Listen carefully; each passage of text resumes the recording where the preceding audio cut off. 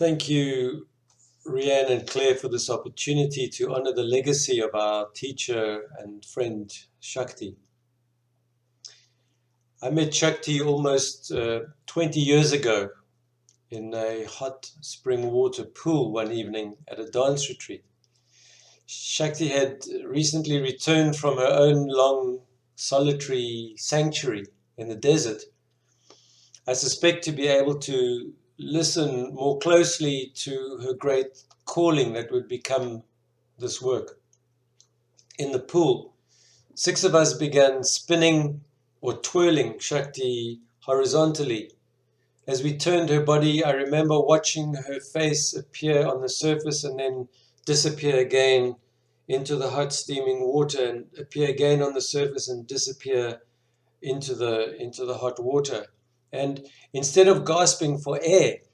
as she reached the surface, all we could hear and see was Shakti's constant exuberant giggle and yelp at the simple fun of it all, at the encounter of fully embracing a feeling of pushing her outer limits, and the possibility of piercing some old boundaries, as the giggles turned into bubbles under the water and she could then emerge into something curiously vibrant and new. As the years passed and I got to know Shakti a little bit better, I realized that she took on life with a similar fervor and passion and readiness for challenge out of the water as she had that evening in the water, almost always seeking to get what felt like the biggest squeeze out of life, always fearlessly willing to take on the invitation to challenge the boundaries of what we'd been taught, what we'd come to learn and accept, and then to do the research with such utter delight and to connect to us all with such utter delight. In her transmission and deep presence, Shakti always strove to invite the highest expression of me out of me and meet me with a kind and gentle generosity. I had for the longest time been longing to meet a teacher who could translate the seemingly untranslatable. For me at the time, that meant providing a foundational platform to explore what it means to be a sexual human being, to explore the great mysterious meeting of our human consciousness and our sexuality, and by or through their integration, I hope to discover a more expanded expression of both inside of me. So many self-development workshops that I'd attended had only really been concerned with one aspect of the equation, handling the consciousness exploration fairly well, but ignoring any granular, seemingly perilous, deep, sexual, archaeological self-inquiry, because it takes a very special kind of inquiry to do so if you attach any real sincerity to the invitation to do so, as well we should. That inquiry, which encompasses the question, what could be the totality of our human experience, of my own human experience, with a conscious sexuality included, was what attracted me unreservedly into Shakti's orbit, to become a committed student and to sit at her feet for so many years. Shakti was asking the questions and living into them at the same time, much like the great poet Rilke encourages us to do. Shakti was that invitation in action, in perpetuity, in consistency in front of our eyes, if only we cared to look and see. In doing so, by doing so,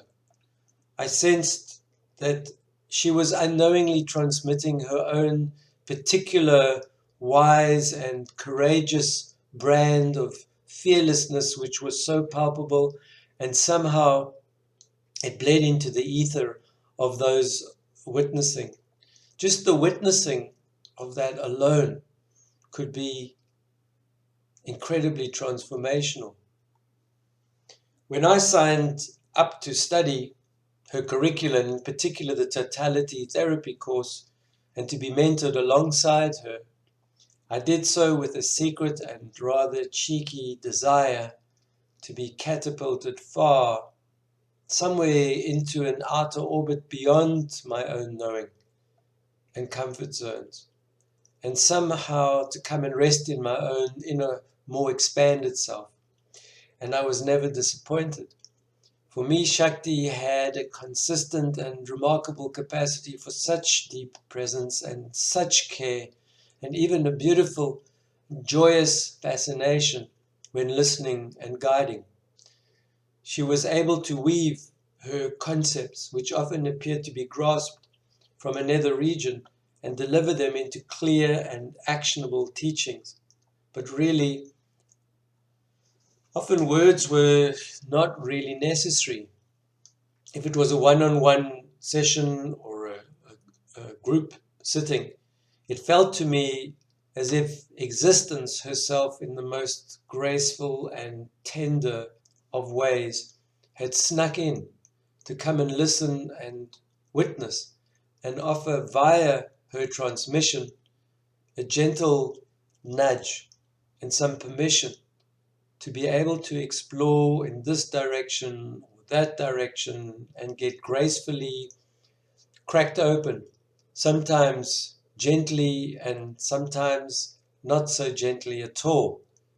in her own disciplined, quiet, kind, firm, and enigmatic way.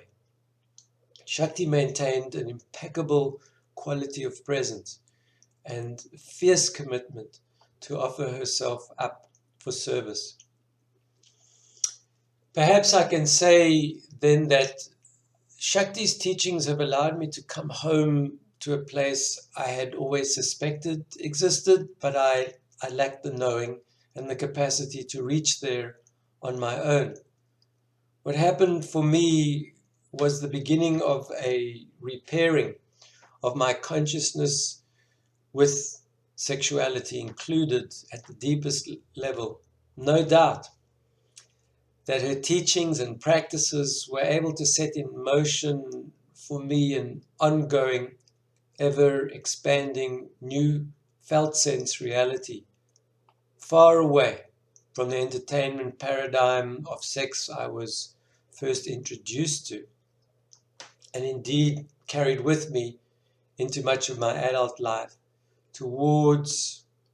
a rich and tapestried life of extraordinary intimate expression, one that I could not possibly have imagined before. I feel so privileged and grateful, although those are two words that fall so hopelessly short. Well, I feel very, very lucky to have orbited, even for a few years only, so close to Shakti's luminous light.